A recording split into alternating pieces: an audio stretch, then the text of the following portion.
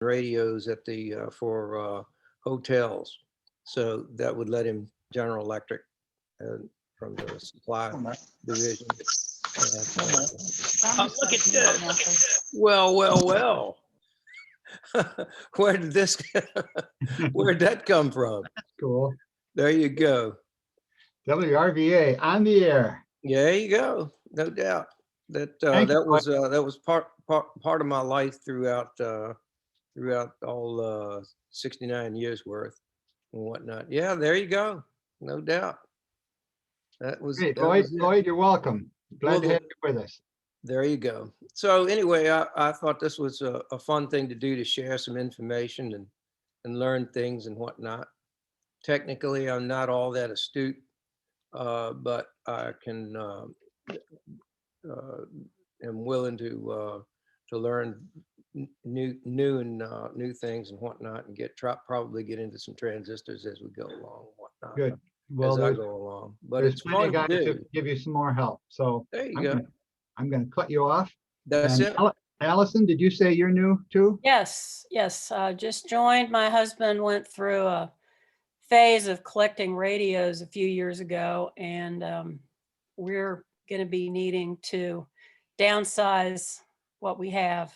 So this seemed like a good place because Craigslist is pretty useless.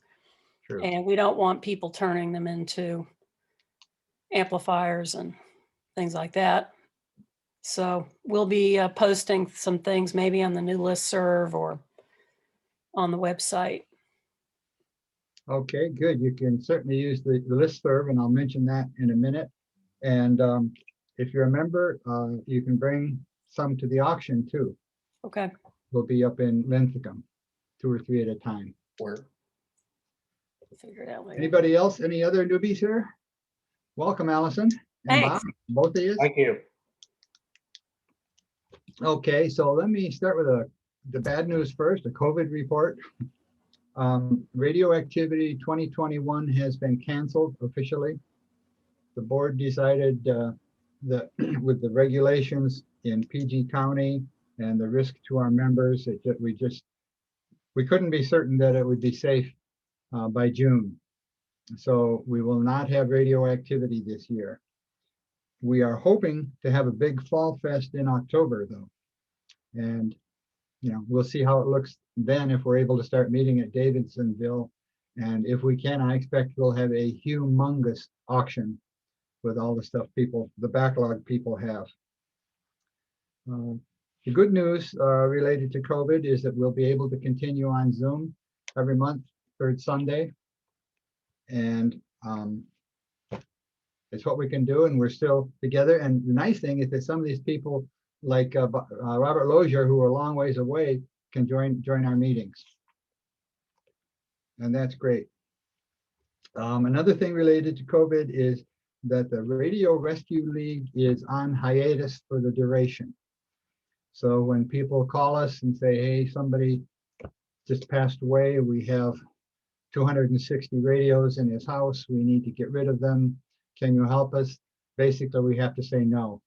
It's not safe for us to go out there and do that. But there's one thing we can do that'll help you, that we can help them, and that may help us, is that we will be posting things like that on our new listserv. We used to have a group on yahoo.com, and Yahoo completely stopped supporting groups at all. We couldn't have it anymore. So we've got a new one at a location called groups.io. And you all can join that. And the way to join that, it's called MAARC Group, all one word, MAARC Group. And if you send a email to MAARC Group +subscribe at groups.io, that is your request to join the group, and you'll be admitted to the group, and then you'll be able to see every email that other members send to it. So that again is to subscribe, send it to MAARC Group, one word, +subscribe at groups.io. That's in the latest eBlast also, if you couldn't write it fast enough. And then when you want to send a message to everybody on the list, just send it to markgroup@groups.io.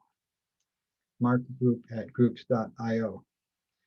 And you will, I highly recommend, you're warmly welcome to join that listserv, and I recommend it because when we hear about an estate that somebody wants to liquidate, we're going to post it there. We're not going to go out and pick it up and bring it to our auctions. We've got one that we can't get rid of now. So we'll post the information there, or if somebody contacts the website or me, or the various ways that information come up and they say, hey, I found this in my grandfather's attic, one radio, what can I do with it? We'll ask their permission to give their information, and then we'll just post it up to the website, up to the group, markgroup@groups.io, and you can contact them directly and say, hey, I'd like this, or what do you have, or whatever. And the club will just not, and the Radio Rescue League just won't be able to get involved in it. And sometimes some neat stuff shows up. You know, they'll send a note to Dave Rossetti as the webmaster, and they'll send it to me as the president. And we don't cherry pick, we'll just send it to the market group. And Hey, John, yes, just a question about the new group. So we can post an item there for sale, is that correct? sure, why not? And that's a different process than posting it on the website? Yes. I don't think we've had many postings to the website. And I don't think we've had even fewer sales from it. Okay. Even though that's open to the public. But yeah, if you have something you want to sell and you send it to markgroups@groups.io, all the members of that will see it. And that's actually a good idea, Steve. Try that and let us know how it goes. All right, thank you. John, does the club get a royalty on anything? Not on those. Only we take a commission in the auction, and that's the only place. So stuff that we have gotten that have been donated, that I've got a shed full of down here that the guys down here have helped me acquire, that'll have to go on an auction then for Mark to benefit from it, or the Northern Virginia thing to benefit from it. If it was donated, did you take the donation on behalf of the club? Well, if it's on behalf of the club, you can post it there and then just send the proceeds to the club. That would work. We're constantly working on our on a schedule for presentations. We have next couple months set up.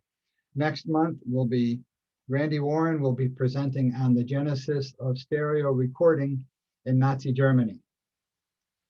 And you will come and you will enjoy it. Nobody likes that. Come on, guys. Randy's going to do that one. And the month after, April, Jeff Shear is going to show us how to replace line resistors on in radios. Did I say that right, Jeff? No. You want to tell us? You want to say it, Jeff? Unmute.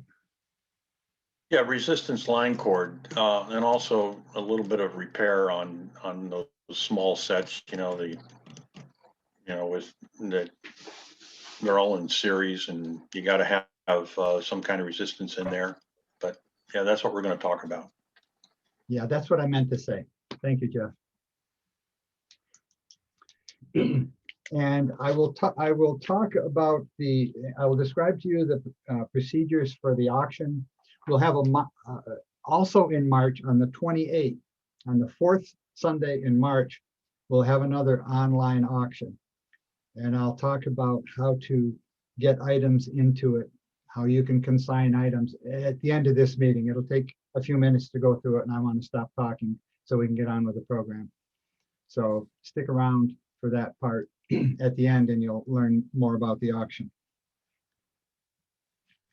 So with no further, Oh, I have a comment about the website. The items, there's 22 items listed on the website right now for sale. And you ought to check it out if you're looking. And there, we've had 17 items sold. I don't know that the website sold them all, but there's been quite a bit of action there. Oh, good. Glad to hear that. It was pretty slow for a while, but it's picked up and we're selling good.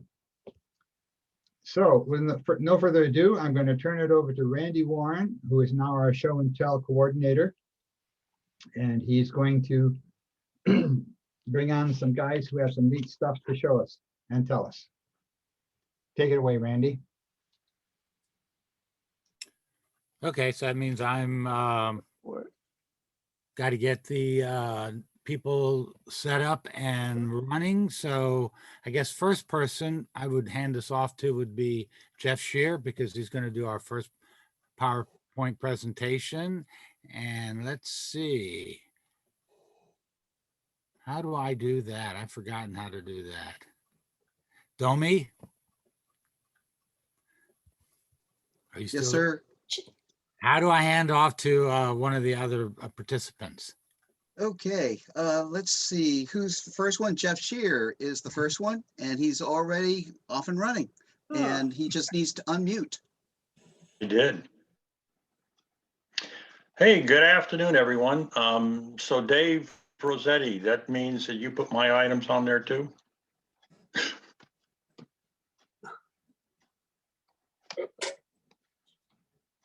Nothing. Okay, well, we'll get to the end of that. We'll get to the end of this and then I'll ask Dave again. So what I was going to show you was this radiolova. Did I get that right? And in the book, the Deco radio book on page 173 or whatever it is, they describe this radio as the model TO556 or the 56. But the schematic describes it as the model FNR 175A. The only difference is that in the radio that I have in front of you, instead of having a 78, it's got a 66. So from 1936 to 1937, and very American, I thought, this is a French set, so, maybe it would have some European tubes. But typically they had a 42 output and 80 rectifier, 6A7, as I show on the slide there. So let's do it from the beginning, so I don't have to keep doing that. Okay, so on the next slide here, I'll show you a little bit of the side. Very different set. It's a 5-tube complement collage from 4 different manufacturers for the tubes. The chassis was extremely clean. As you can see there, the 42 and and since I've still got the picture up, I'm trying to get rid of that. There we go. Okay, the 42 and the 66 were manufactured by Keltron, and then the 80 was an Impex. 6A7 was a Mazda T3, and the 6F7 was the only one was a Sylvania. And I guess they were having trouble finding parts leading up to World War II. So take to the next one. The chassis, like I said, is extremely clean. There's the dial from it. That was out of the cabinet, and you can see, down below there, the horizontal dial is not my favorite. Okay. Especially when they're real wide like that, it kind of gives it to me, a machinist kind of look. And, but the cabinet was very nice, and it's all in original condition, and it hasn't been, refinished or anything. So that's what got me going. There's the wood back, okay, on the bottom there. That's a 1/4-inch piece of wood, and it protects the speaker. The top portion is a silk screen, and it is very fragile. I was just very surprised that it had not been ripped or anything. And it was, this is a plug for Dave Snellman, who's on. I noticed he's on. I picked this thing up in Kutztown at the swap meet back in September. So, these things it's a good meet to go to. If you haven't been there, it's the largest radio swap meet in the world now. So, and then what I did to it was I thought, well, this is pretty clean. Okay, the tubes tested good, and the power cord is in good condition, and no signs of melting wax under the chassis. So what I do is I, plug the speaker in and, power this thing up with the isolation Variac power system that I have, and bring the voltage up slowly. And then after I did that, I started bringing it up slowly, and I got no response at all. So I thought, now what in the world is the problem with this thing? So you notice this little jumper plug in the back. Well, it was jumpered to the 120 volt partition there, and I pulled that off, and as lo and behold, there was nothing connecting the two pins. So there was no way power was coming into that set at all. So I cut a piece of copper and put it, punched holes in the two ends, slipped it over the two plugs, and lo and behold, the set plays great. So that's my radio repair story, and I'm sticking to it. So I'm going to stop sharing. Here we go. And I'll go back on mute. So Dave, did you just nod your head if you put my stuff in? Okay, thanks, Jeff. The next person up is going to be Eric. So Doma, do you want to pass control to Eric? I don't know if I have that capability to do so. Eric has the ability to start sharing. Gotta start sharing here. Hold on, let me get the slideshow going. You're on the air. Oh, wait a minute. I'm on the air, but what can you see? I see you. Oh, so it's not, wait a second. Damn it. Gotta figure out which screen they're, let's see what it does now.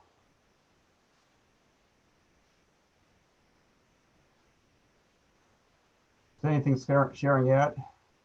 Not yet, but if you hit share screen, you should be able to pull up your desktop and share that. I did hit share screen. It's seems to be let's see which one is And don't forget to hit the share. okay, try this. There we go. All right, so what do you see in here? See, I've got two screens here, so I'm messing around. You're good. That looks good. Okay, is that the full screen of it? Okay. You've got the presenter view on, not the presentation view. Oh, well, I think I can actually Swap panels. There you go. sometimes you get too fancy having two screens at once. So what I'm bringing to show is my Bauer M501 radio. That's it here. A project of mine. I did a restoration job. I don't have a before picture. It wasn't really a basket case. It just needed the the finish redone. My interest in this thing is kind of looking into radios with clocks. Was the idea that what I call a true clock radio is a radio that actually the clock can actually be set to turn the radio on and off. Those, obviously that was everything after World War II. Prior to World War II, actually, most of the radios with clocks, just were that, a radio and a clock in the same cabinet. So finding ones that were early was kind of interesting. And these 1932 sets, Bulova sets, are actually the earliest ones I've found that do have the capability to do it. Those, if you see on the right there, the two little dials on the clock actually are time on and time off. And this thing, it could be set, assuming it's working. It's interesting to try and get these old clocks working as well as the radios, but they're a nice little feature to go into as a side interest. This is the escutcheon on these things, which brags that they're built like a watch. I was actually wondering if these things weren't even necessarily sold that much to the public. They were more for promotional. I haven't found a lot of advertising or information about these sets. That's something, if anybody knows about, I'm still kind of looking for, since they aren't around that much. I did put a small picture of the 701 here. It's a little bit more elaborate than the 501. You also see it in price guides some. I haven't seen the 501 in price guides and stuff, so it's a little harder to see. But they're a fun set to kind of look into, and like I said, looking for promotional stuff. But the second part of this little talk here was something that came up at after our last meeting. Somebody started talking about using thermal imaging to try and diagnose their overheating transformer. And he was talking about these little IR thermal imagers that you can attach to your phone. And I happen to have one. I haven't really been playing around that much for radios. I figure I know what's hot on them, but I figure I would show off what these things can kind of do. This is the chassis to the 501. I'm going to have to ask some of my other experts on this. It's having a little issue tuning right now. It sort of plays, but this gives you an idea of what you could do with a thermal imager if you're trying to figure out. This is obviously a picture of it, taking a picture. The little attachment on the right there is the actual, this is a FLIR 1 Pro. There's a couple others you could get, but this is the one I'm doing here. And this kind of shows an overhead of what you can actually do with these things. You can show where the heat sources really are when it's running. This particular transformer has these vent holes on top, which show a little warmer, and you can pretty much figure out where the high energy power tubes are.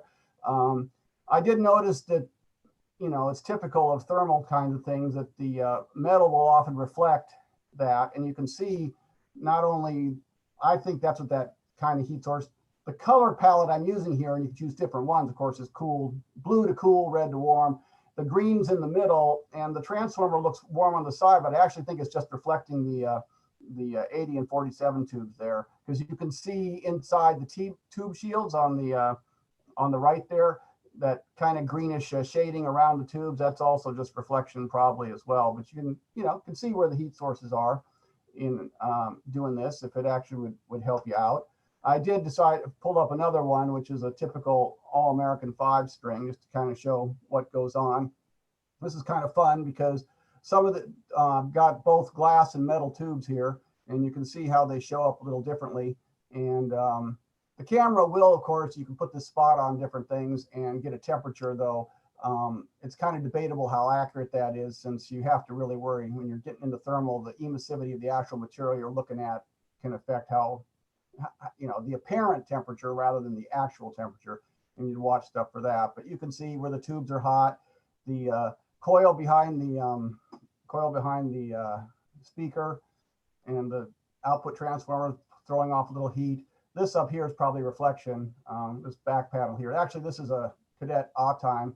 Speaking of another clock that can turn the radio on and off, and it's just the back reflecting there.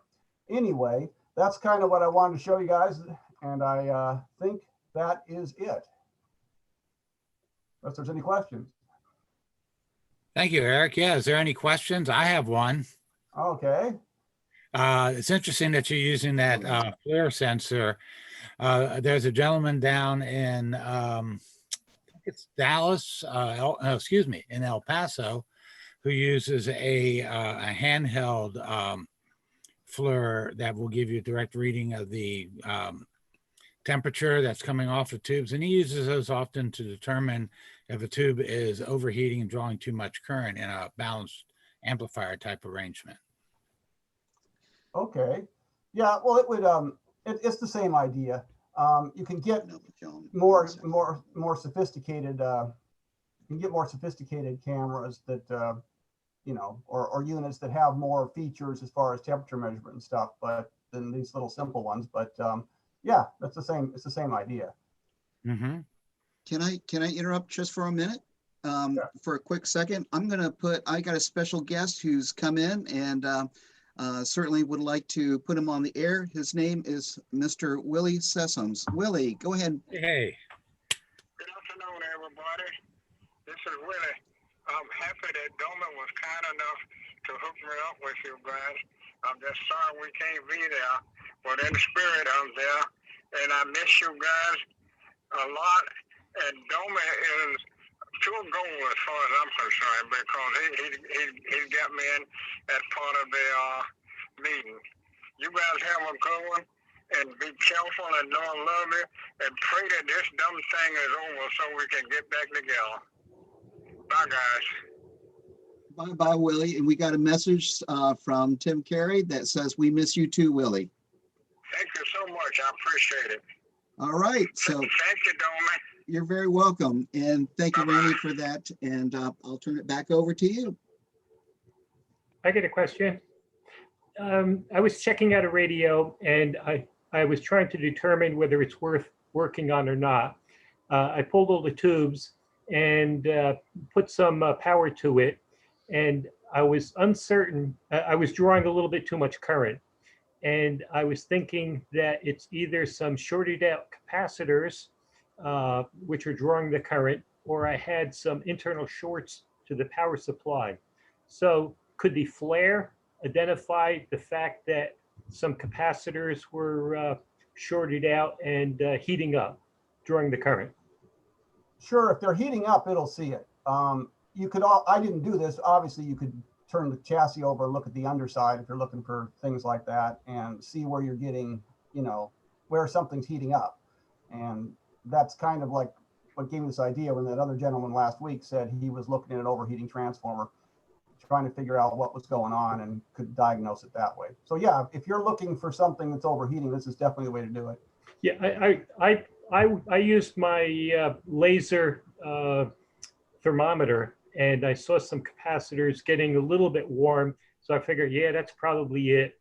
And it probably wasn't the transformer, but using the thermal imaging seemed like a more high-tech way to go.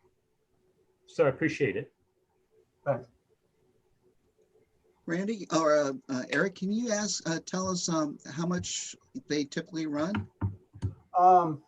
This one, well, when I got it, it cost me a little under 200.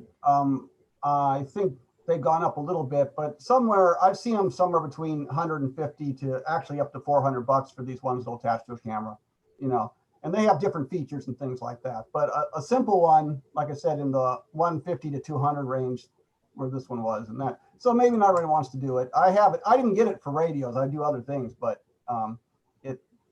you could pick it up for that, sure. Yeah, I was just going to mention, this is what I use here. This is a Fluke laser thermometer, and these work really well. We've used them over George Mason as well, and we find that they're quite a bit more accurate than the cheaper Chinese ones, and this runs about $100, $125. You can really zero in on specific areas like the plates of the output tubes and the bodies of various resistors. Is that an imaging one, Randy? No, it doesn't image. It only gives you a readout in temperature. I've seen those that do both. Mm-hmm. Oh, yeah, that would be nice, but that would be expensive too. That's a little more, yes. Okay, any more questions before we move on to the next presentation? I guess that's a no. So next up is Steve Hansman, and he's going to be running his own PowerPoint as well. So Domi, if you want to send that to him. Thank you, Domi. I did that, but can everybody see that? Oh, good. Okay, good.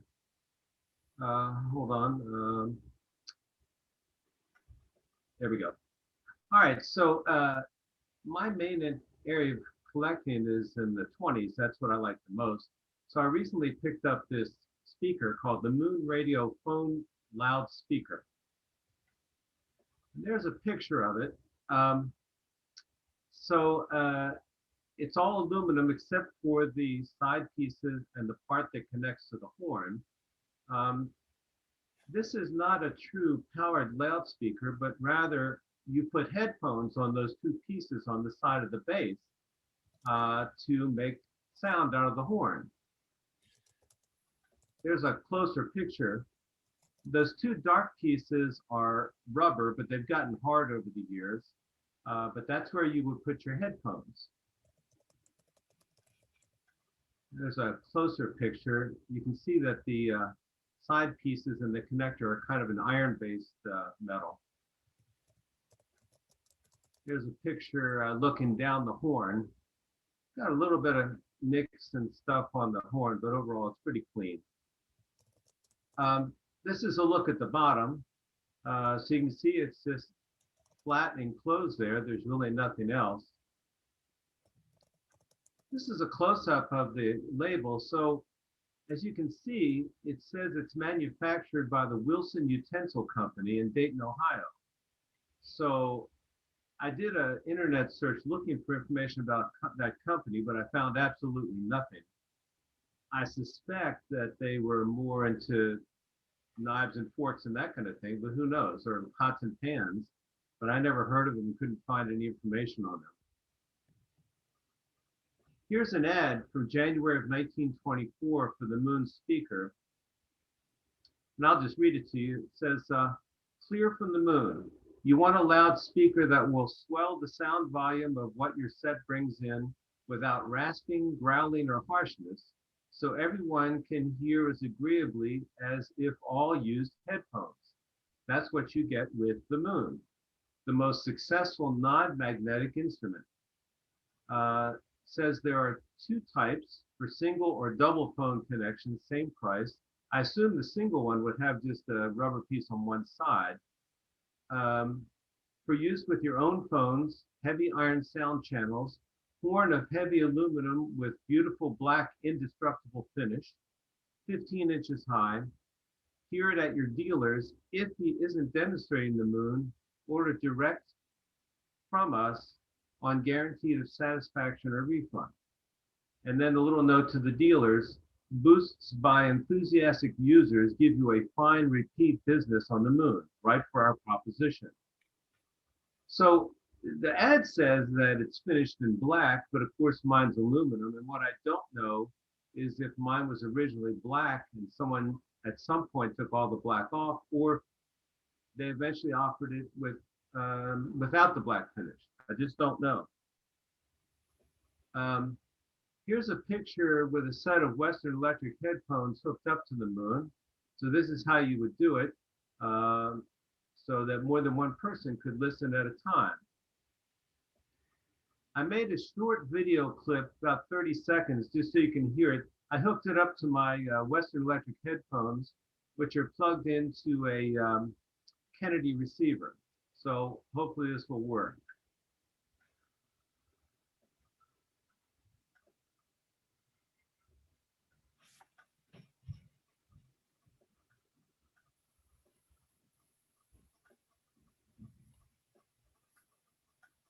You didn't click on share computer audio when you started up your screen. There's a note for share audio somewhere. Can anybody hear it? No. Okay.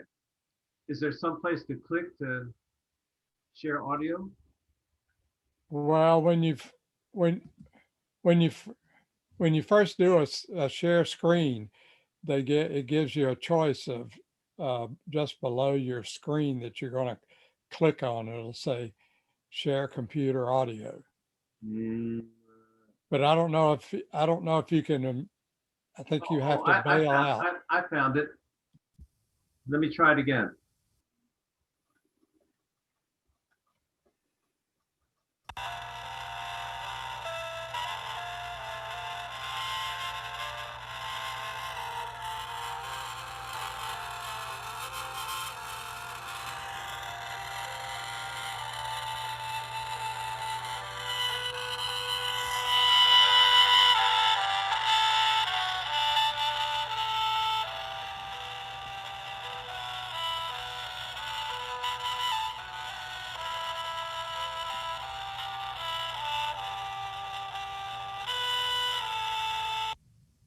Were you able to hear it that time? Yes. Great Okay. song. Thank you. Yeah, well, that was off of a local AM station. So I couldn't help but wonder, now that I've gotten this speaker, whether Jackie Gleason, when he said "to the moon, Alice," meant let's go listen to the radio. Corny, I know. Anyway, I'd be interested to know if anyone has seen one of these before, and if so, was it in the black finish or aluminum finish or what? Well, the only ones I've seen appear to be natural aluminum. I don't think I've ever seen one black lacquered. But you have seen a Moon before? Oh yeah. Okay, Yes, and they've had them at Kutztown several times, Steve. okay. Well, good. So maybe this is the way it came. Is there any further questions before we move on to the next presentation? Well, if not, thanks, Steve. That was great. I've never seen one and I enjoyed it. No, thanks, So, Ray. next up is John Bauer. He'll be running his presentation. So he should be able to get started up.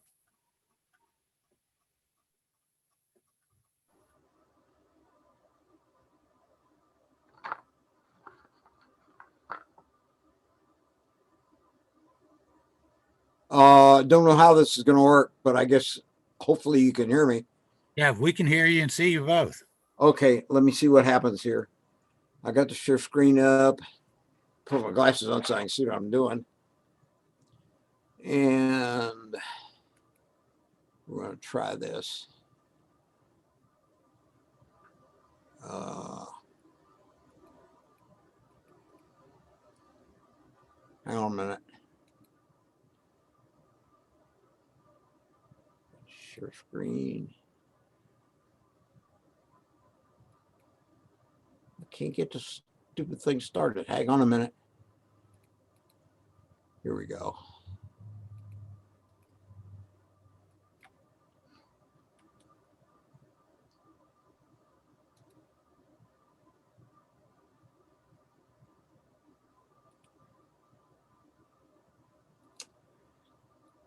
Sorry, guys, I practiced this, but it's not working. Hang on a minute.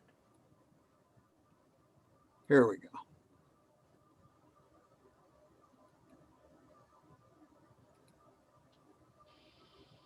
Hello, and welcome to my segment of Show and Tell. This is John Bauer, and I'd like to show you a few of the items in my collection, which were built by Holocrafters. John, you're still Yes, not sharing screen. Model HTR. As soon as this... Say again? We're not seeing your screen, so you need to share your screen. It should be, I think that's at the top, isn't it, Domi? It's at the bottom here. Wait a minute. Oh, you're right. Bottom green. Bottom green, that's correct. Thank you, Jeff. Something's wrong here. Doggone it.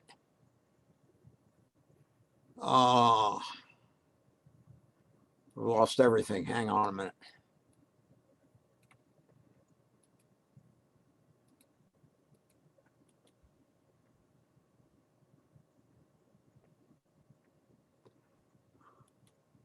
I'm sorry, guys.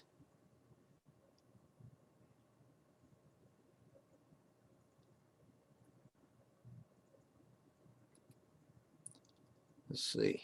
Can anybody offer any suggestions? The main suggestion would be if you look at the bottom of your screen, there's a green button that says share screen. You might have to kind of run your...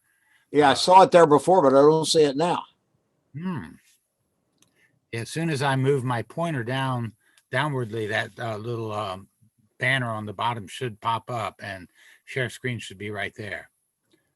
So move your cursor downwards and see if it doesn't pop up. Zoom popped up.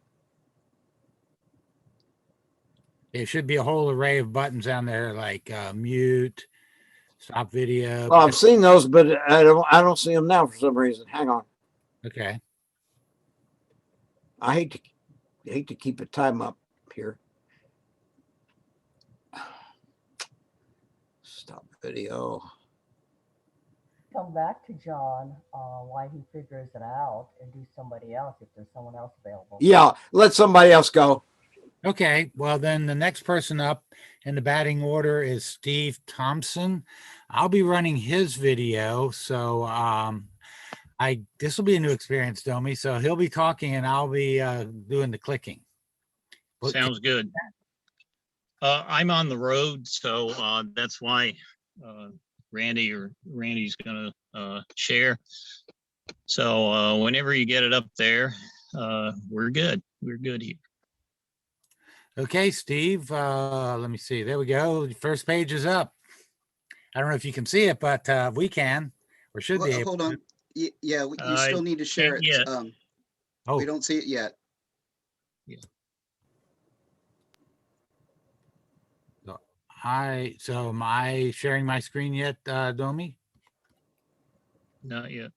Not, sir. No, sir. Maybe John is still sharing his and you cannot. That might be because I'm not even getting the banner in the upper portion of the screen to be able to do anything. Let me call it up and I'll share screen. Hang on. Okay.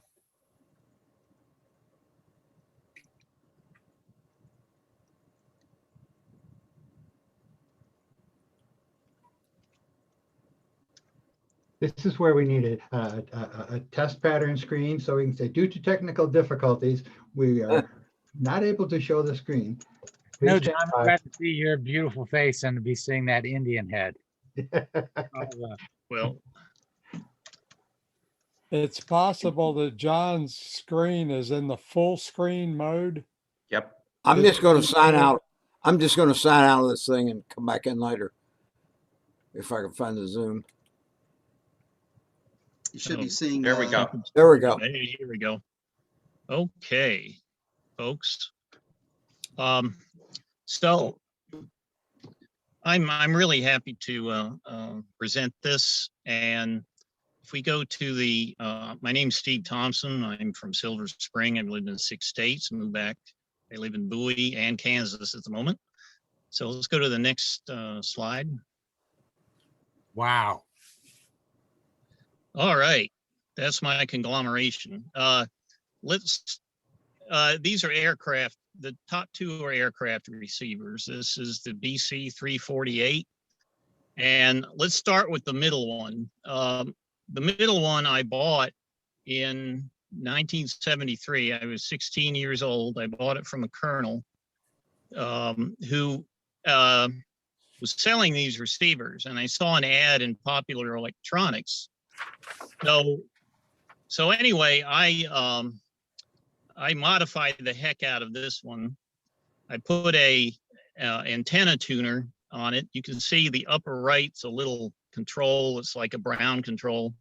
It's just a 100 picofarad air variable in parallel with the antenna section of the ganged variable inside.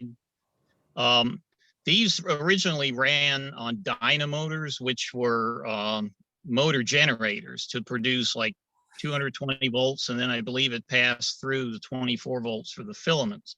But those things are really noisy. So I bought this receiver with a power supply speaker combination, which you see to the right. Another modification I made to it was to separate the AF and RF gain controls. They were on the same shaft. So if you lower the volume, you lower the gain, which is not something you want to do. So the top receiver I bought as a donation to the Radio TV Museum in Bowie a few years ago. It's completely unmodified and it doesn't look like it was used in the aircraft yet. Now, it has an internal power supply with similar circuitry as the one in the middle that I bought in 73. The bottom receiver is actually a base receiver. It's a BC 312, and it came with a power supply, and that black speaker you see in the middle on the top is matched with that. Now, question is, what antennas did I use? That house I bought in Bowie had, you remember the old antenna rotators? Well, there was a 5-conductor cable that it's terminated somewhere in the roof, but it came down to the basement. So I thought, hey, I've got 5 antennas here. So I can just take one conductor on each radio, and it's just like a vertical antenna, but the reception is tremendous. So let's go to the next slide. Okay, next slide, Sub. Next slide. This is the original ad from Colonel Wayne Russell, who sold these radios. I bought the deluxe pile there with the shock mounting, power supply, schematic, and the whole works. He gave the thing to me with that combination for $80 back then, which was quite a bit of money. Let me mention one thing. Those shock mounting, the FT, I believe is 154, they are very difficult to find because usually they stayed in the aircraft. But I was able to get a shock mounting for this one, which is pretty rare. Next. Okay. He or his wife hand typed these letters. This was the delivery letter. And then I would correspond with him back and forth when I wanted to make some small modifications to mine. So this personalization was really, really cool, I'd say. Next. Next up. This is the only reason I show this power supply is for one reason. Some people on the web suggest to rewire the series parallel filaments to accept 6 volts. I'm not prone to be messing with that. So, just find a transformer with a 24 volt output, and just use it as stock. That's the only reason I'm bringing this. You can see it's about 250 volts and then a 24 volt to the plug that goes in the back of the radio. Next. Okay. Ooh. All right. Now these radios were in B-29 bombers, the B-17, and what's affectionately called the Flying Coffin, or the B-24. I believe it's called the Flying Coffin because it had very stiff controls. It was hard to fly. But you can see the BC-348 down at the bottom left. And there are many other radios in these aircraft, and I'll show you a few of them very briefly. Next slide. Okay. So the BC-348 is in the middle, and that's, like I may have said this, but that's what's called the liaison radio for aircraft to ground communications. They are usually paired with the BC-375E, which was superseded by the ART-13 transmitter. There are also compass radios that fix the plane position via triangulation of 2 or more ground stations. A beacon receiver for instrument landing. The B-24 used a BC-375B set at 75 megahertz for the transmitter. And then there are interphone or intercom receivers, systems for communication between crew members. And that's about all I have.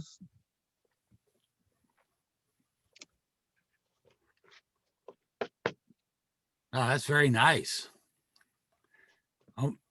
Although big bunch of stuff there. Anybody have any questions that they'd like to ask Steve? What was the general weight of that stuff that had to go up in the air? How heavy was that? My 348, the 312 is a little heavier than the 348. They're, I don't know, they're not terribly heavy, 20 pounds maybe each.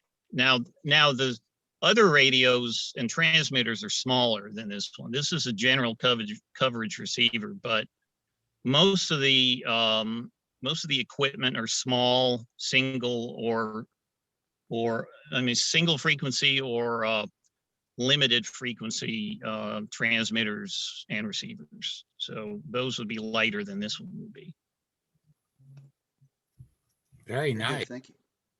Domi, you will be our next presenter. Thank you, Steve. We appreciate that. That was very nice. Okay, I'm going to hit the road, and thanks so much. Have a safe trip. I enjoy it. All right, so I am going to share my screen here. So what I'm going to share here, thumbs up if you see it. Okay, yeah. Good. Yeah. So the concept what I'm sharing here is the upside down chassis. And so I'm just going to give a couple examples here, but I do believe the concept behind upside down chassis is for the tubes to remain dust free. I'm not sure if it's because of heat issues or whatever, but it's an idea that spans a couple of radios and radio manufacturers. So the first radio that I want to demonstrate or show here, activate that, is the Cecil Carlson, also often known as the Frog Eyes. And we were having a market meeting one day, and Brian noted that particular radio right over my shoulder here, and he says that's one of those radios that's upside down. And sure enough, I looked at it, and there it is. It's upside down. I'll in the next couple slides here, I'll show the insides. But the tube complement there is right there, and it's 5-tube, built in 1946 or manufactured in 1946. There's the back side, pretty clean. What I really liked about this, and you'll note in the bottom there, is that the feet are actually molded into the chassis itself. And you'll see that there's the underside, and you'll see there the 3 feet that are actually molded into the chassis. But had this number of years, I do believe, and it's pretty much dust free on the bottom side. But a little bit about the manufacturer, Satchel Carlson. Founded in 1930, Bart Satchel and Don Carlson got together and they produced this company. They started making intercom systems, and they first started off on the road radio stuff for the road for cars, and then they were the first to they say unitize television construction. We now say modularize unit construction here, but they're kind of one of the first to pioneer that unionized or modularized manufacturing process there. So that's the extent I want to say about this particular radio. So again, the concept here, what I'm sharing, is upside down chassis. Here's another one that James, oh gosh, I can't remember his last name, but James repaired and restored and sold to me. This is the Silvertone model 6320. This one's a 6-tube, 1939-1940. It's what they call as the piano key push button. There's the back, and I like how another concept I'm picking up from James here is that he put on the toilet paper tube the model and the condition along with the paper tube there, so everything is identified there. But James McClyde. McClyde, thank you very much. Thank you very much. It just slipped right out of my mind here. But anyways, James was very kind enough to leave the labels here. And you'll see he actually put the note there, restored. And let me just kind of blow up the one label here that he's got tacked there. It's the tube placement. And the second one, it's got the schematic and how to order parts to Sears and Roebuck. Unfortunately, they are pretty much defunct now. And then the third label here, which I found really fascinating, it says here, this radio may also be used for 25 cycle AC power. The dial light may flicker. If the radio is used on 25 cycle, this flickering is normal. This radio is designed to operate without a ground connection. No attempt should be made to use one. But I thought that was interesting, a little insight on our electrical power system back in the day, 1930s, thereabouts. That was both 60 and 25 cycle. I'm not sure if you've experienced that personally. Maybe not. I'm not sure. But let's see. Here's a little bit about from radiomuseum.org. I did a screenshot there from their website. but gives a little more information about it, and highly recommend it. But they also say that back in the day, it was may cost you $12.95. Did a little bit of on the inflation calculator, that there's many inflation calculators out there, that today it'd be $243.70. But that's the extent of my presentation, and it's all about upside down sets, and love to hear from you if you've got one yourself. So I will stop sharing and open the floor up. Domi, that Setchel Carlson that you showed has a sister version that's FM only. It's a model 479, got the same cabinet and the same upside down hanging, but it's FM only. Great, thank you. Domi, I have a Farnsworth GK267 armchair radio that has a chassis mounted upside down like that. The only thing I've noticed with it is it's tremendously heat sensitive. When you start it up, you have to wait about 15 minutes before you get it tuned in right. Wow. There was a whole series of 1940 Zeniths in Bakelite molded cases, and they also had Bakelite molded chassis. And the lore says that that they were notorious for cooking their electrolytic capacitors. And it doesn't, from a thermal standpoint, it looks like a bad idea. Does anybody have any idea why they did the upside down, other than the dust reason? Dustiness? Seems to me it'd be easier to change the tubes that way. Yeah. Good On the point. armchair radio, it was almost a necessity because the dial had to come up through the top of, through the top surface of the radio. Manufacturers seem to have been quick to copy one another back then as well. Well, there's another side note to the 1940 Zenith Bakelite. There were 23 models in that model year that featured those chassis. And it turned out that they had so much damage to the Bakelite chassis during manufacture that they abandoned the project. And McDonald, the CEO of Zenith, he made sure that his corporate records had no mention of any of that project in their corporate records. Coombs and that wrote the books on Zenith actually told me that. So Amazing. Bill Goodwin, you had a question or a comment? Just a comment. When I was first graduating from crystal radio sets in my bedroom to old AC/DC, I did hook a ground number 22 wire that lasted about a microsecond on a straight AC to ground. Blew the wire, but not the house fuse. Wow. I have a thought about why the chassis would be upside down. And I've noticed that a lot of radio sets where the enclosure is small, right above the rectifier tube, if it's a wooden set, the wood seems a little bit damaged from all the heat.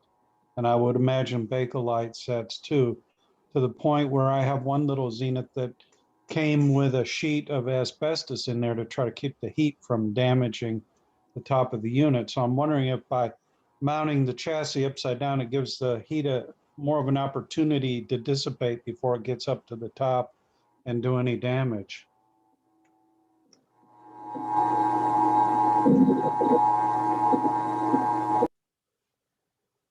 So Domi, so I actually have one of the sets that Robert was talking about. yeah.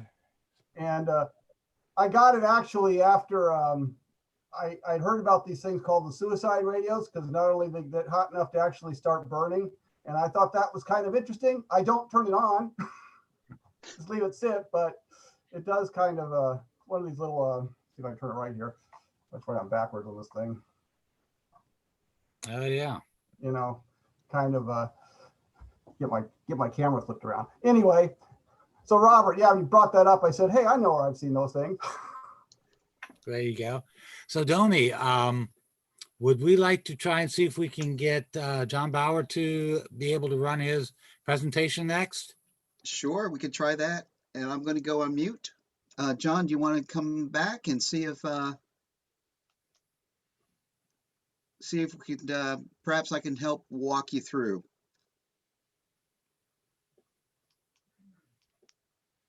Do you hear me, Dummy?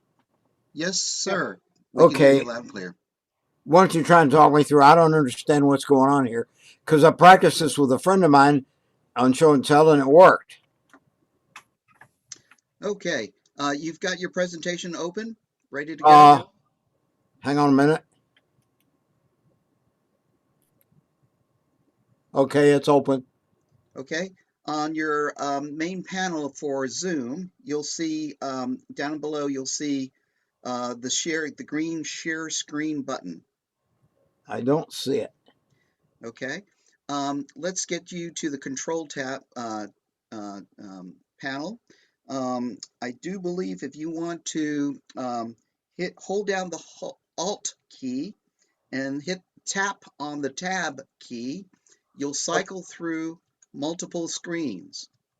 Hang on. Let me find the Alt and the Tab. Okay. You'll cycle through multiple screens. Look Yeah. for the screen that is your control panel. You may have buried it underneath something. Well, I got the show and tell thing here. Are you seeing anything from me except my picture? Okay, not yet. So land your screen on the control. That's what I'm trying to do, is get you to the control panel for Zoom. Let me see. You said Alt and Tab. Just tap on the tab. And Okay, you'll see it cycle through. see you. I see me. I see the presentation, but I don't see anything that says doggone it. And I had it before. It should be called Zoom meeting. I don't see it. Wait a minute. Zoom meeting. It says join a meeting. That's the outside. Yeah. Domi, I'm going to suggest to you and John that we reserve John's presentation for next month, and we'll have some time then to coach and make sure we know how to get it working. We're close to running over time anyway. So John, thanks for trying. We'll bring you back next month. Okay. So next up in the presentation list will be Brian Belanger. You want to give him control, Domi? Oh, he has control, right? He does. All right, let me see if I can get my PowerPoint up here. Hang on a minute. Share screen first.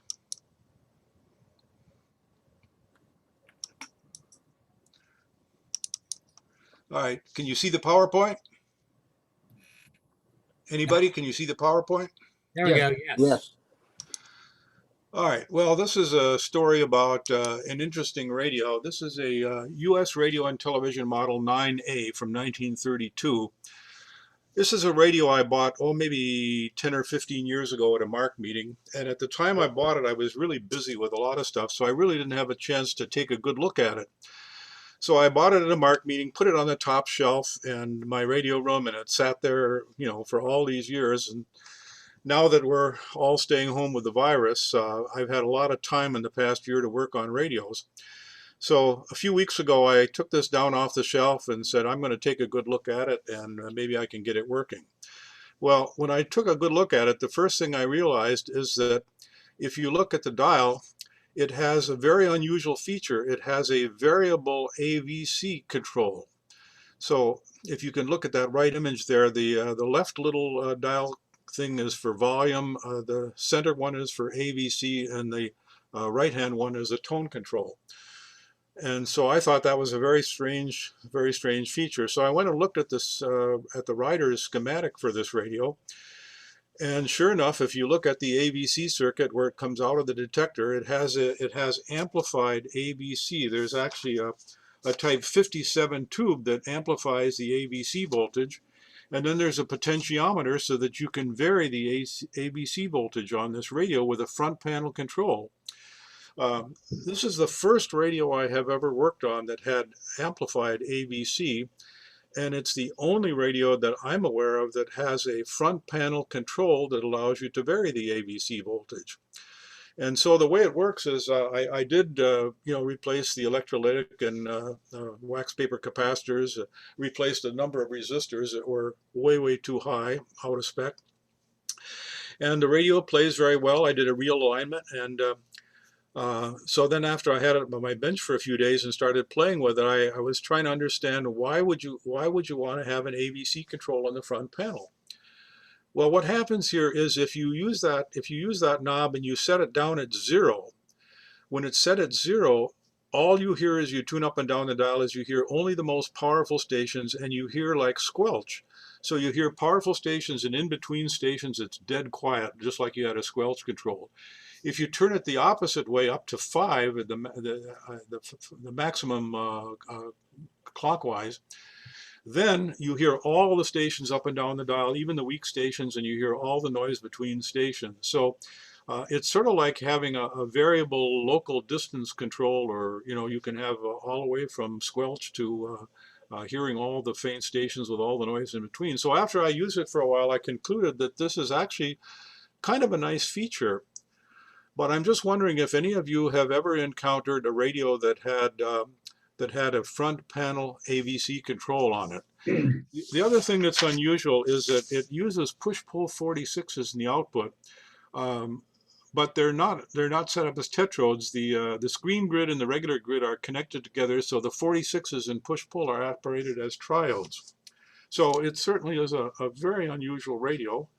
And I would be interested if anybody else has seen a radio that had that kind of feature. I'll stop sharing my screen here. Any questions for Brian?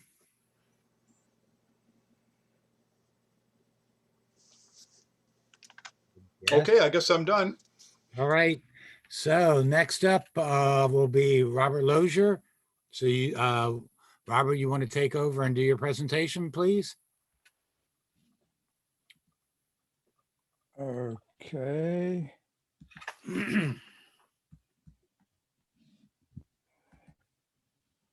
So I pre-recorded this, so I'm going to let her rip for the next 3 minutes and 50 seconds.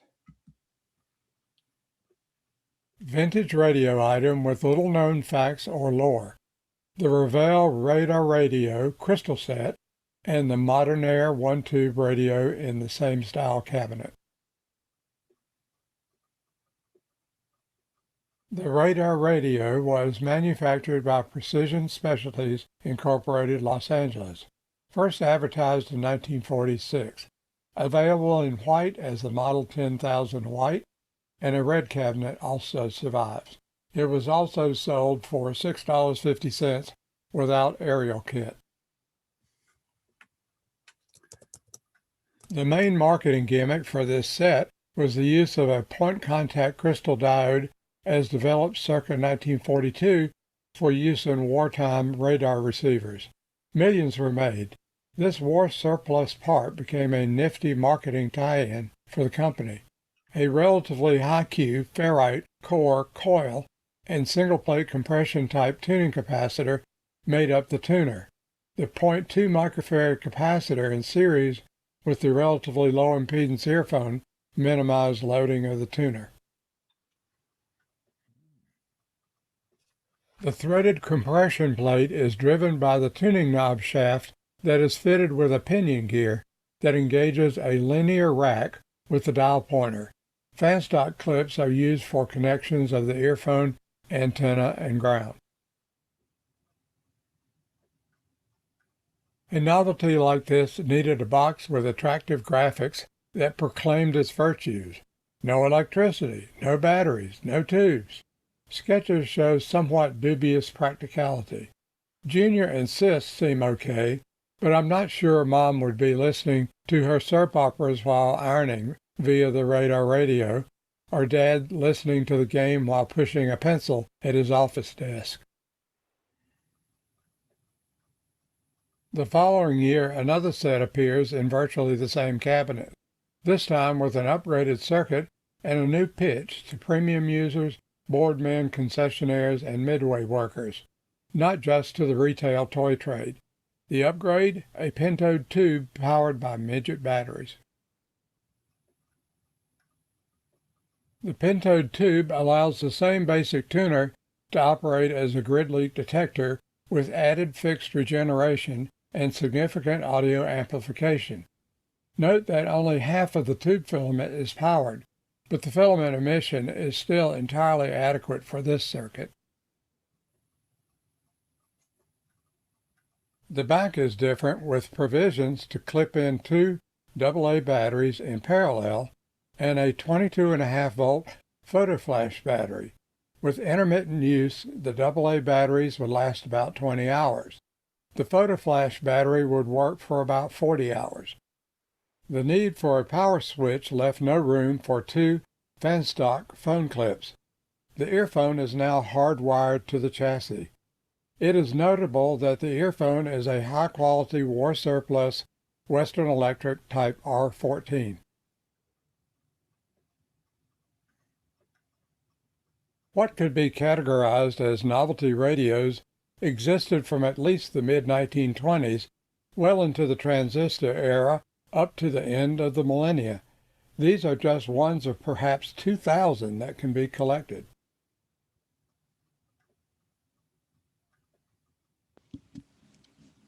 Vintage radio item with little known facts or lore. And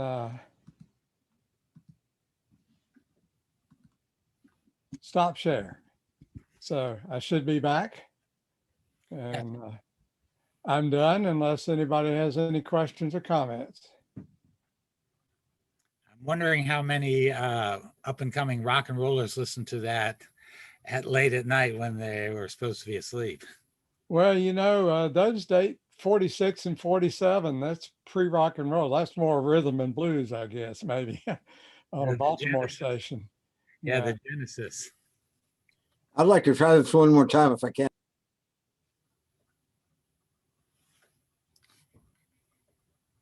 Domi, do you want to see if we can get him running, or?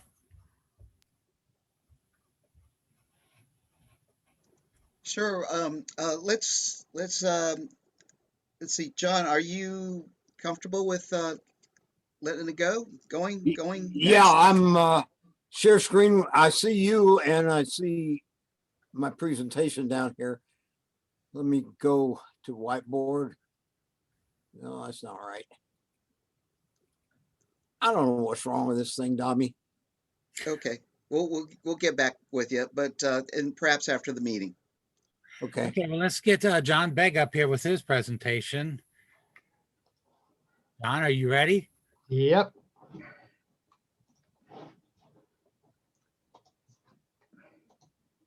Okay, this is about a pilot tuner. Now, you've all seen pilot tuners like this. They show up often in auctions. They're usually not in condition like this. This one has been refinished. The wiring has been restored. This came from the collection of Ted Hanna. He sent it out for refinishing and rewiring, and it's pretty special. It's also special to me just because it was Ted's. This is what you haven't seen, the same radio in a steel cabinet with a black crinkle finish. There's a little spot right there where I was using some Gojo and I rubbed a little too hard, too long, and started to take the paint off. So I said, maybe I'll stop. But if you look at the back, you can see they're the same chassis. The cabinet is a little bit smaller, but it's the same. I just never seen a metal one before. There's also, you'll notice the plug, the power plug on the metal one is a 3-pronger that probably looks like it's supposed to plug into the chassis of the console that this would sit on. There's the output it goes here, and you can usually I connect an RCA plug because a lot of the late 30s models were anticipating television or phonographs, and so they had a plug in the back where this would plug right in, and then the signal would go into the audio section. You could use, it has a built-in antenna for, they said, the manual says strong local stations. For weak local stations, you use connections 1 and 2. You can put an antenna on it, and if you want to put a regular T antenna on it, you take off the little connector and put it on 1 and 3. There's some advertisement for it. It was $29.95 back in 1947 when it was first brought out. You'll notice it says precision velvet tuning. I mean, what more could you want than that? This is some interesting ephemera that I got with I got a whole bunch of these. This is the best one. On the left is a letter from a manufacturer's rep. It says it's a letter to the department store, which is shown over on the right side. It says you can get them for $22 a piece, retail them for $29.95, and we suggest you charge $3 to install it. Now, if installation is just setting it on top of the radio and plugging in the RCA plug, that's pretty good, $3. You could, however, hardwire it into the audio section of a big radio, obviously one that doesn't have FM, if it didn't have a jack in it. They were also willing to do a promotion that if they bought enough radios, this manufacturer's rep would match dollar for dollar any local advertising that the department store was going to do for these. And they said, we think you can sell 48 of these in 1 year at $12 minimum order. I don't know. You'll see the order form is actually blank, so I don't know if they actually ordered them or not. Another strange one of these, used to be the same model, but someone has switched out the transistorized IF and RF frequency transformers on it. I don't know why. I don't know who, and I don't know when. And I've been a little leery about plugging it in to check it out. So right now, right now it's just kind of sitting, and maybe someday when I get an asbestos fireproof booth in my basement, I'll try it out. And this is how it sits at my house. It's on top of the Farnsworth AC-41 that used to belong to my grandmother. And I'll listen to the big broadcast on WAMU sometimes, which of course comes across FM frequencies. And I'll play it through this big old speaker, and it sounds just like the old days. And I'm glad I've got it. And that's it. Thanks, John. That was great. Love that big radio. It's got a good sound. Any questions for John? Yes, I have a question. It's Henry. Yes, Henry, go ahead. Yeah, yes, John. Was there a version of that that also covered the 42 to 50 megacycle FM band that 1 year? Not that I've seen. I've never seen one of I think that this pilot model only started in 1947 with the modern frequency band, as far as I know. Okay. Sorry, the way we're doing this now is we're not supposed to hit unmute unless we're going to actually make a presentation. Just leave it muted the rest of the time instead of the way it. Yeah, there's less interference that way. Right. Got it. So I'll mute. Well, I'll comment that I have at one place of work, I had one of those pilot tuners hooked up to a Philco 90, and it was back in the shop, and it drifts so bad on warm up that we left it on for an excess of 2.5 years. And we just turned the Philco 90 on in the morning, and it'd be raring to go. At least it didn't drift. This one of mine, which is right here in the room with me, it does take it a little longer to warm up than I might like, but it doesn't drift hardly at all once it gets going. And it has a good sound. So that's it. Now we're back to you, Randy. Thanks, John. I guess that I will be the final presentation. Since we haven't done any audio gear, let's see, how do I get to share screen? It's at the bottom. And here we go. And we will get to the slideshow. We got it. Got it. There we go. So this is a little bit of what I get involved with the audio, since I knew there was going to be no audio presentations, and I do a lot of work on audio gear. I thought I would throw this out there to everybody. And what I have here is the Sansui 1000A receiver. This came out in the late 60s, and it really kind of presages a lot of the modern look that was about to come to the silver face units that you see in the 70s.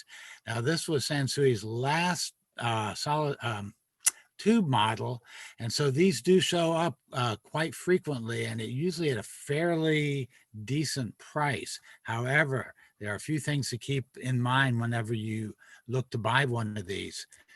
And there's another close-up of the right-hand side there. You can see a lot of the switches. This one happens to be in pretty nice shape, but you'll often find them in similar shape as well, and at a reasonable price. So here's a look down from the top, and a lot of these units that you will find on occasion will have some corrosion on there, so that's something to keep a mind out for. But you'll notice the two output transformers on this. These are Hashimoto output transformers, and considered some of the best output transformers used in audio gear. And I've known some people who are heavy duty audiophiles that will actually buy the sets and remove the output transformers and build other equipment around them, such as their quality. One of the issues to be very aware of if you find one of these and you decide you're interested, these two big power resistors here get quite hot, and the one closest forward, you'll see that it is actually a 2-section, and the upper section, which I believe is either the 600 or the 6,000 ohm section, often gets burned out, and it becomes a real problem to find a replacement. You will not find a replacement power resistor like this, but you could possibly wire something in. But that is something to keep in mind when you buy these.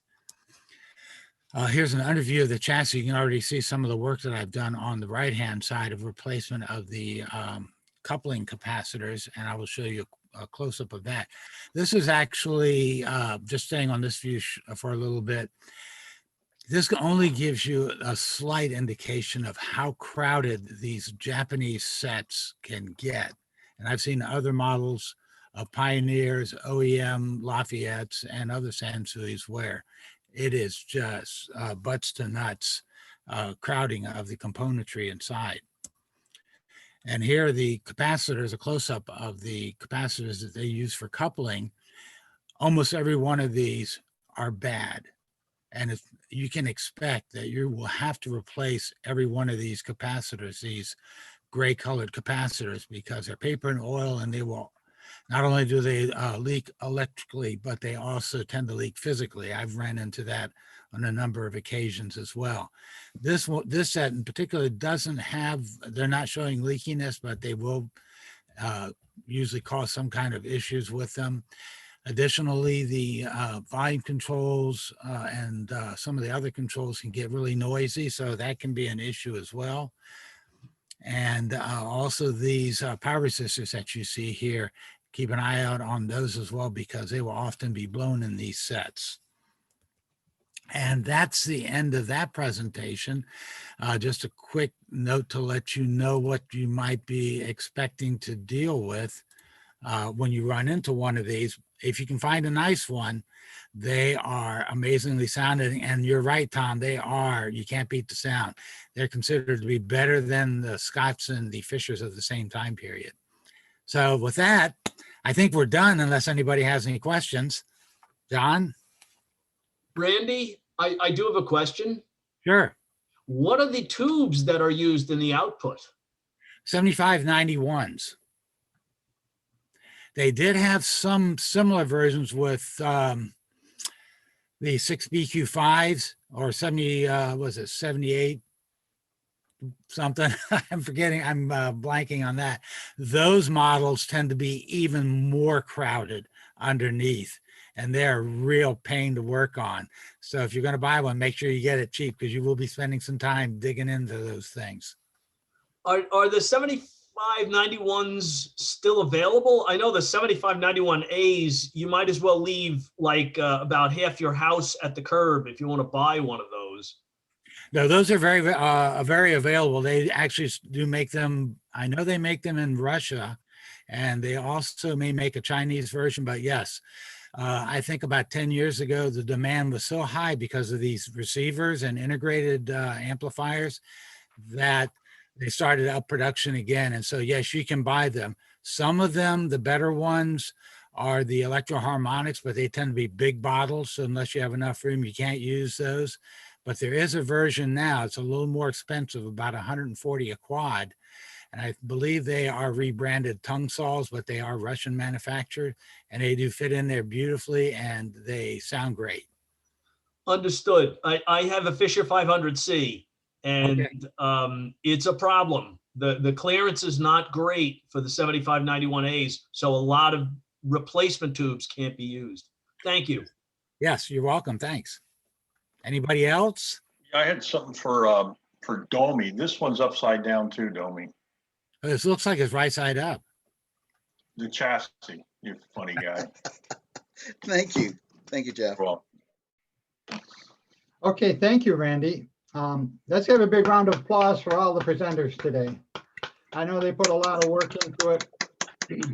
And John Bauer will be looking forward to yours next month. We'll give you some coaching to get you through it. I need to talk a little bit now about the auction that we'll have next month. We've got 2 meetings next month. One on the 21st will be the content presentation. Randy's going to talk about the Genesis stereo recording in Nazi Germany. And then on the 28th, we will have an auction, a Zoom auction, and period. So the next several minutes will be about the auctions.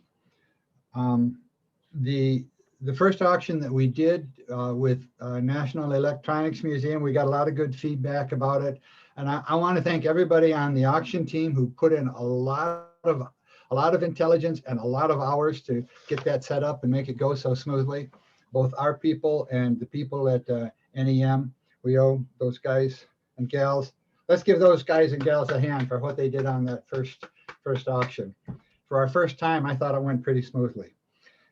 We learned that a lot of things we can still do. The next one will also be staged at NEM. They're quite eager to do it. We'll use Zoom, and we'll use the chat function for the bidding. We'll use PayPal to pay for high bidders to pay for them.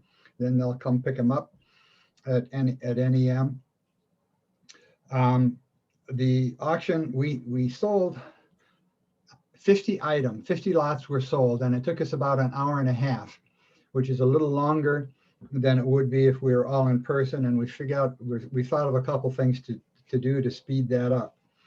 Like 2 things is, one, we're going to make a better catalog, and that'll be posted on the website. So you can see pictures of each of these items or lots and a good description. You can do that before the auction actually starts. And instead of taking the video around to each item and then somebody picks it up and says, here's the front and here's the back and here's the bottom and such like that, we're going to make a video like that and show that before the auction starts. So the auction itself can go faster. So if you want to review it, you'll join the meeting earlier and see that. We'll try to have that posted on the website, so you could actually do it the day before and see what you want to bid on. We're going to try to keep the auction to about 2 hours maximum. So we're thinking maybe 70 or 75 lots. We want it to be open to everybody in the club. So we're going to have to put some limits. We'll say 2 or 3 items per person, and would be the maximum. And if we run out of spaces, then we'll just have to cut it off. It'll be first come, first serve.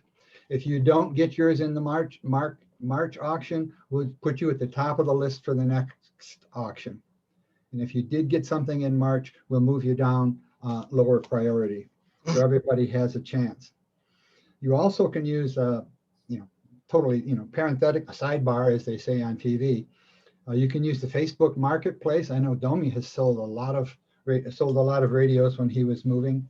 Craigslist doesn't work so well, but you can also post them on the website. Send a Word document to David Rossetti, and he'll post it up there for you. Since we have a limited number of, since it's going to be limited, we'd like you to try to sell good stuff. Please don't use this auction to clear out your shed. I know you've got a whole box full of stuff, and it's got a knob that if some guy sees that knob, he's going to want to pay $2 for the whole box of stuff just for that one knob. Please don't bring those things. Bring lots that'll bring in. We're going to ask you to bring things that will sell, likely to sell for a minimum of $15, like we do at Radioactivity. If it's not likely to sell, bring at least $15 bid. Either combine it with something else or save it for a later auction. And we will be, the auction crew will be screening, and if something comes in that we think just isn't gonna, it's some broken Bakelite radio with tubes missing that's gonna get $7.50, we'll ask you to not enter it as nicely as we can. You can, somebody's asked, can you bring a box of tubes? If it's got good tubes in it, yes. If it's a $2 chuck box of tubes, please don't bring it. Again, some tubes are very valuable, so bring those if you want to sell those. But if it's just a box of tubes you have left over from years of collecting, and it's not going to bring more than a couple of bucks, please don't bring that. Now here's the process we're going to use. If you want to sell something, if you want to consign something to the auction, you will send an email to the club at auction@maarc.org. Again, that's auction@maarc.org. And in this email, for each item you want to consign, send some pictures, some nice pictures that show it off well, maximum of 4 pictures, and a description, a verbal description, maybe a paragraph at the maximum. And those will be what we put in the catalog. Since obviously we can't have people physically previewing and coming and picking it up and shaking it and looking at the bottom of your thing, send some pictures that show it off well and fairly, and have a verbal description of about maximum a paragraph that describes it well. And since we're all friends here and we're all in this process together, be fair about your descriptions. If it's a Bakelite cabinet that's got a little cracks, please say it's got a couple little cracks or a big crack, or it's perfect, just needs polishing, so that everybody can have confidence that it's going to show up, that when they go to pick it up, it's going to be as advertised. So send good digital photographs and a description to auction@maarc.org. And these photos and descriptions, that's what's going to sell it. If it looks good there, it's likely to go. Bad photos won't work. Dark photos, all that stuff. So the auction crew will get your emails, and they'll tell you when to take your lots up to NEM, to the museum in Linthicum. The museum is not open, so don't just drive up there and say, hey, I got some stuff for the auction, because they won't take it. They probably won't answer the door. There are people on site, but it's not open to the public. So the auction crew will notify you when to take it up there, and we'll let you know if it's not likely to bring $50 and will ask you to save it for a later auction. Then we will take those photos and descriptions and make a catalog like we did last time. I don't think many people saw it, so we'll try to publicize it more, but you'll be able to check it out. And we'll have a video of each item, you know, that shows the front and the back and the top of the bottom and such. And we will we'll definitely have that ready before the auction starts so you can review it. And we'll try to have it posted on the website so you have plenty of time to view the things. Then when we get into the auction, the camera person, probably Sam, will just take it to the item and you'll just see the item. We're not going to show it, you know, do a lot of back and front and all that stuff, but you'll see it. And if you see something in the catalog or in the video that you like, please write down the lot number, because we can't be sure that we're going to have the same sequence in the catalog that we have as we actually, as the same sequence as they'll be brought to the auction block. This ain't Sotheby's, and we're all volunteers. So we'll do the best we can, but write it down. And for registration, every bidder must be pre-registered. All MAARC members will be pre-registered by the auction crew. You don't have to do anything. If you're a MAARC member, you will be automatically pre-registered. And then when you sign on to the Zoom meeting for the auction, we'll give you your bid number, the same as we did last time, where you have your name on the video. It'll have your name and it'll put your bidder's number right next to it. And then when you want to bid on something, you just go to the chat function and put in the amount that you want to bid, and it will automatically put your name and your bidder's number there. John, where can I find the consignment form, please? Yes, thank you. I just thought, it just came to, you must have been making me think about it. We got this radio going between Domi's mind and my mind. So he made me think that, yes, Dave Rossetti, if you can make sure that the consignment sheet is easily available on the website, we'll ask you to download the consignment sheet and fill it out and send that in with the email that you send your photos and description to auction@maarc.com. Auction@maarc.com. Any questions? .org, no? That'll work? No, it's .org, isn't it? Yes. If I didn't say that, that's what I meant. The consignment sheet is available. If you just click on auctions on the left-hand side on the website, you'll find a link to the consignment sheet. Okay. Now, can they fill that out on their computer? Or do they have to handwrite? Do you know? I don't remember. I think it is a PDF file. So if you have a PDF editor, you can do it. But otherwise, you got to print it off and then scan it. We'll try to make it easy to fill that out. So any other questions or comments about the auctions? I know, as Brian has said, there's a big backlog of stuff people have been wanting to sell. But again, please don't sell your, don't try to consign everything in your shed right now. Let's try to keep it to the nice stuff. Minimum expected value of $15. John, what's the cutoff date for sending an email to consign items to the auction? That's a good question. It'll be 2 weeks before the auction, probably, which would be the 14th of March. It would be the cutoff. The auction will be the 28th. The 2-week cutoff will be the let's say the 14th. But you can start sending tonight if you want to, and we'll go first come, first serve. Do you have a reserve for like a high-end item? Oh, yes, good point. If you have, thank you, Tom. If you can put a reserve on, but be serious about your reserve. We know at our in-person auctions, the auctioneer, Brian or Steve, if the high bid doesn't quite meet the reserve, they'll facilitate a negotiation. That's going to be too hard and complicated on Zoom. So if the high bid doesn't meet the reserve, it'll be a no sale. The auctioneer may say, hey, we're not close there, or, bid $20 more, but we won't be able to negotiate. So yes, you can have a reserve, but be serious about your reserve. Steve. John, yeah, so I'm thinking that once somebody sends an email saying they want to list items, it would probably be helpful if DOMI would go ahead and send out a consignment number to that person so they can write it on the consignment sheet. Yes, and our consignment numbers are usually your bidder number dash lot number. Right.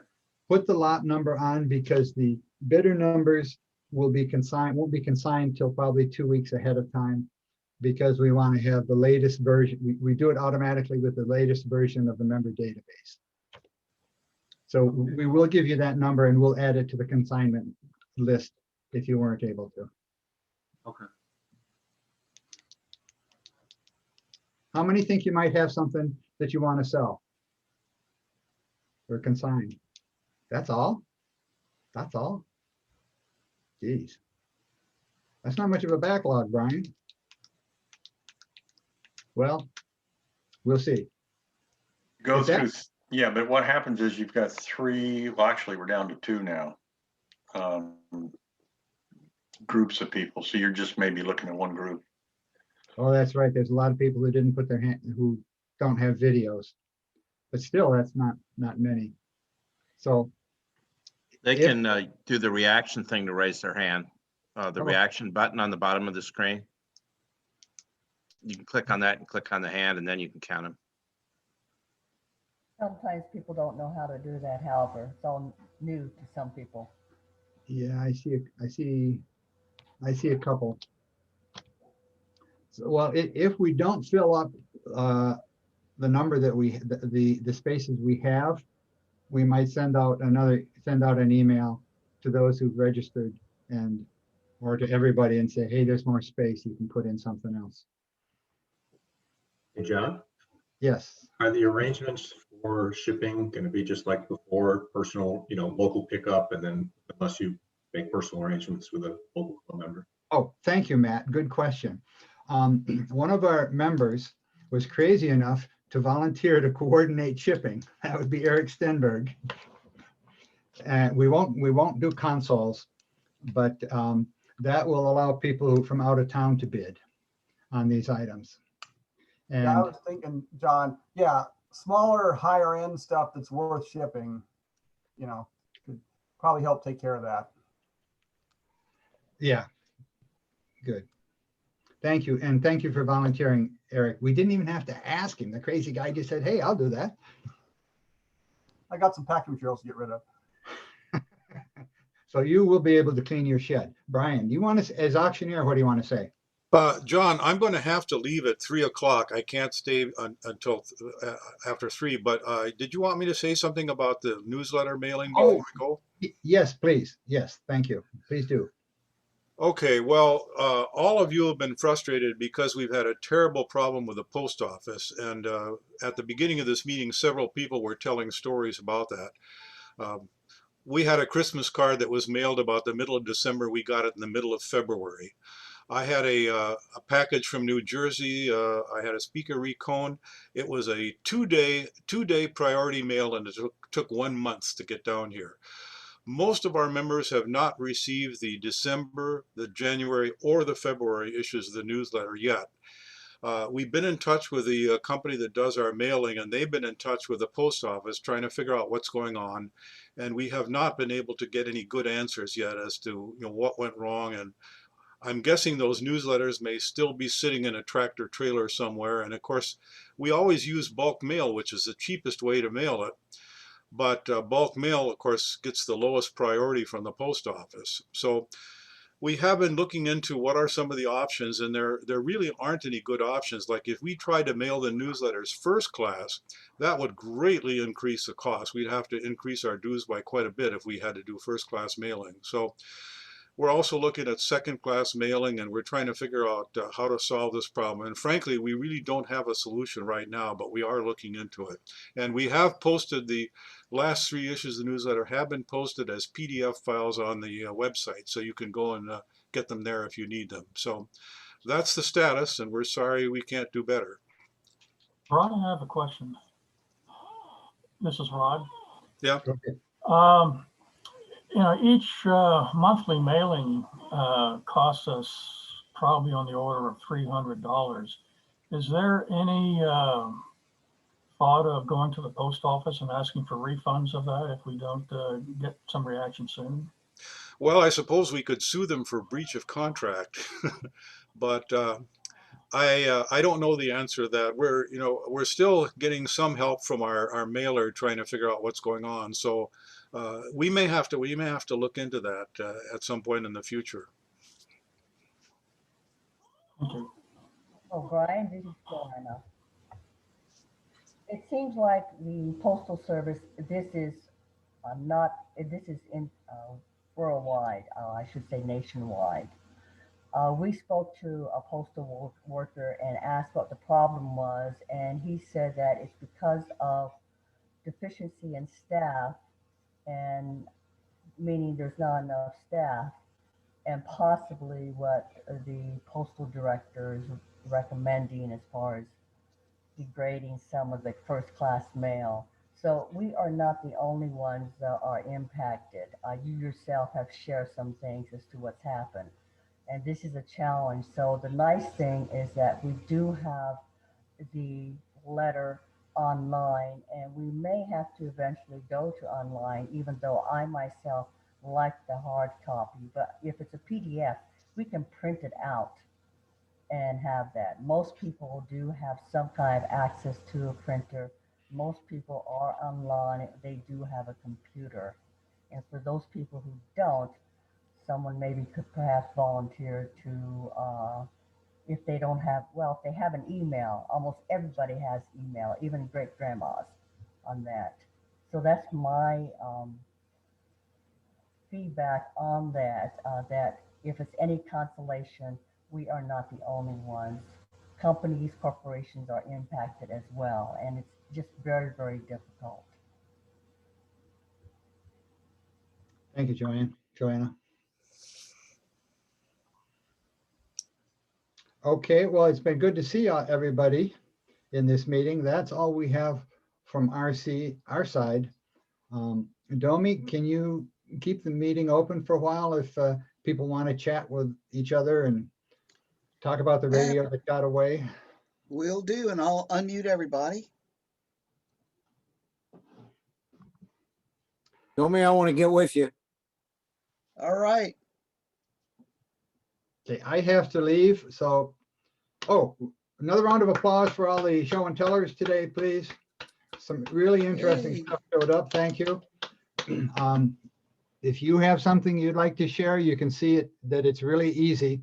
And we'll have a few of these at the beginning of every meeting. Now, this is our big super show and tell for February. So, in fact, we might come to you and ask you, but you can come to Randy because he's in charge. Shut up. Thank you, John. That was a good meeting. Thank you, John. Thank you. Okay, I have to leave, so I will. Happy trails until we meet again. Yes, absolutely. And we're just going to open up, and we're going to, John, if you want to try, just see if we can get you to share screen, and if there's any other Zoom experts out there, maybe you could chime in. But this is just kind of a let's see if we can help John get online here. I've got my share screen open. You found the place where you can share screen? Yeah, I've got it open. I'm seeing it here. Are you not seeing it there? Not yet. I don't know why. Hey, Domi, does he have that, like you told me about? I hit share screen, but then another screen came up that I had to hit share on the side. Is he getting that? Ah. There it is. Yeah. We got you. There you go. Yay. Yay. Yay. I tell you what, I worked 2 weeks on this stupid thing and finally got it, and I couldn't do it. Oh no. Oh Yeah. no. But If anybody wants to see it, it runs about 2.5 minutes or 3 minutes. I'll run Well, it now and then I'll run it. Go ahead.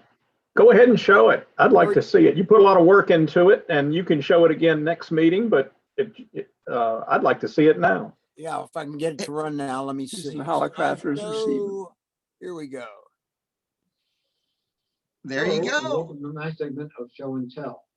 This is John Bauer, and I'd like to show you a few of the items in my collection, which were built by Holocrafters. This is a Holocrafter model HTR 262. It's shown in an inventory photograph from the collection. The next photo will show the reverse of the same model, but it's a picture of another unit I picked up at Half-Fest. I simply can't find the original radio in all my junk, but I hope too soon.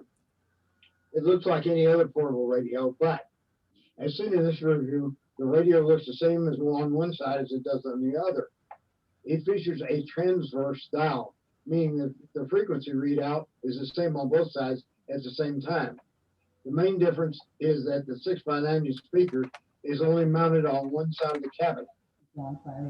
This huge speaker was the largest of any portable of the time. Later boom boxes had larger speakers. This is a shot of the transverse dial. If you pick the radio up and turn it around, you see the same reading on the other side. This next shot will show a picture of the dial looking down on the radio. You'll have to forgive the reflection, but it's the same on both sides at the same time.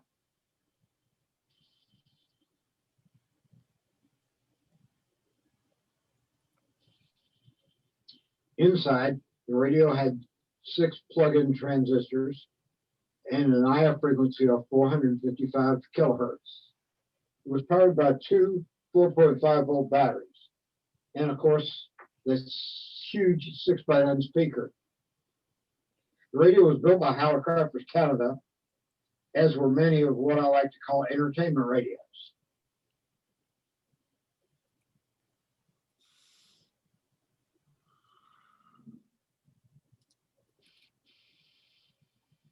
Here are a few of what I like to call entertainment radios. Most of them were built by Holocrafters Canada or Majestic of Canada. Both companies also produced a few S38s, S40Bs, S77s, and other radios, both for the consumer. The Holocrafters SR-75 was a rare breed of cat. It was manufactured in 1950 and 1951 and was intended for the novice operator. It sold for $79.95 and was one of the first transceivers on the market. It was rated at 10 watts input to a 50L6, if you can believe that, which also doubles as an audio output tube. This in turn was driven by a 12BA6, which is long for the ride when receiving.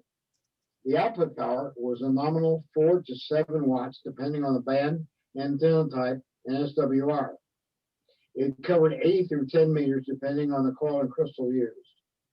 The receiver section is basically an S38B, but the chassis was punched for an S38.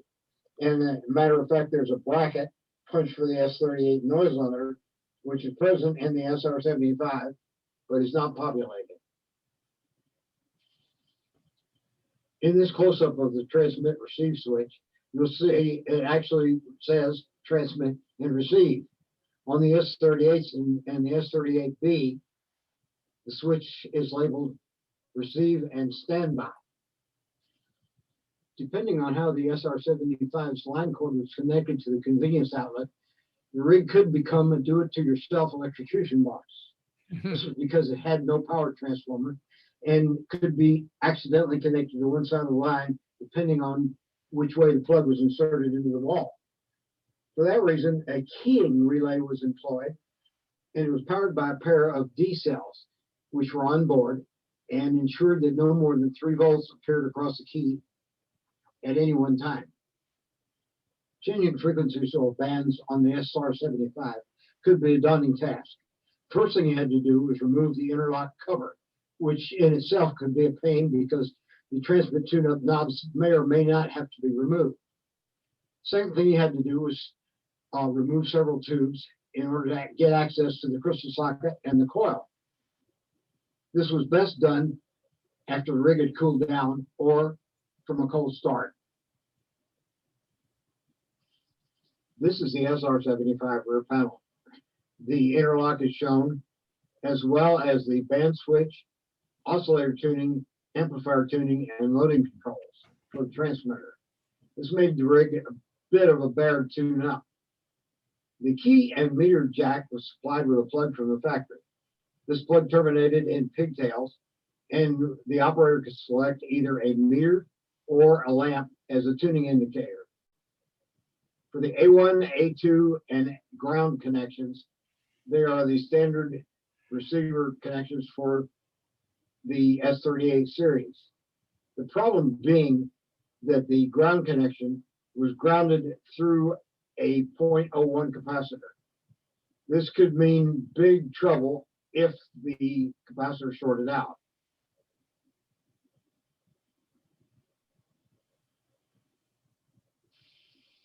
This is a Holocrafters TW55. It was not a very popular model because the cabinet and the power supply were plastic and easily broken. As a matter of fact, I managed to drop this rig and getting ready for a photo session, and I cracked a dial. So if anybody's got a dial or an old radio TW55 that I might buy from them, I'd be glad to do it at this point. The radio was powered in a portable stage by a 45-volt battery and a 1.5-volt battery.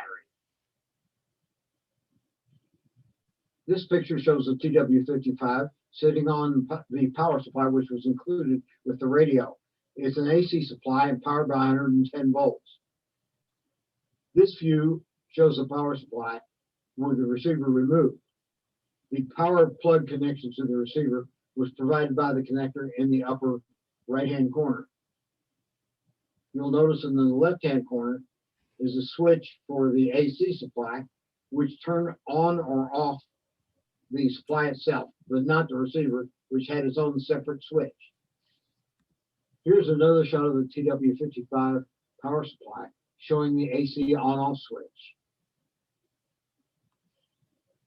This is the bottom view of the power supply with the cover removed. Notice the little blade holders holding the fuse in the lower left-hand corner. This is a view of the power supply with the cover temporarily in place. Notice the deteriorated feed. Thank you for your attention to my show and tell presentation. I'll be glad to try and answer any questions you might have. That's great. We'll look forward to hearing it again next month. Okay, you saw it okay? Yep, came through and the sound came through okay. I think I see where I screwed up. I didn't hit the share screen on the little box down there. There you go. But I really appreciate it. Thank you, Dami. Yeah, not a problem. And thank you for reminding us, Eric, about that little tip that I shared a while back. Yeah. I'll let you guys continue now. I've taken up enough of your time. But thanks again. Right. Sure. Yeah, good. Looks like a good presentation. Looking forward to hearing it again. Be glad to run it again. All right. So there you have the meeting. And